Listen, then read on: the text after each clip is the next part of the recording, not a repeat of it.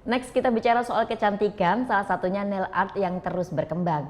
Nah, salah satu pecinta nail art asal Houston, Amerika Serikat, request gambar yang nggak biasa buat mempercantik kukunya. Gambarnya berupa hasil USG calon buah hatinya. Gemes banget nih pastinya. Nail art, seni mempercantik kuku ini nggak pernah kehabisan penggemar. Penggemar bunga bisa pilih motif bunga. Penyuka satwa juga bisa menyematkan gambar satwa kesayangan di kukunya. Nah, kalau Vicky Muki beda nih.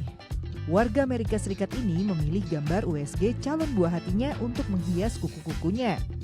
Pertama-tama sang pelukis membersihkan kuku Muki. Baru setelah, kuku Muki dilukis dengan warna dasar hitam. Selanjutnya barulah ditambah kutek warna abu-abu untuk menggambar bentuk janin. Mengerjakannya habiskan waktu 2,5 jam. It's just a very precious picture. It's, you have to use your imagination, but for those of us who, even those of us who don't see it all the time, you can still make out that it's a baby, with the profile. And I'm drawn to it because I'm a radiologist.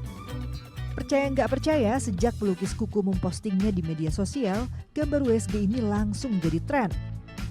My guests tell me that other people think this is a kind of transfer or a sticker or anything, but everyone is very impressed that this is done by hand. It's a freehand art.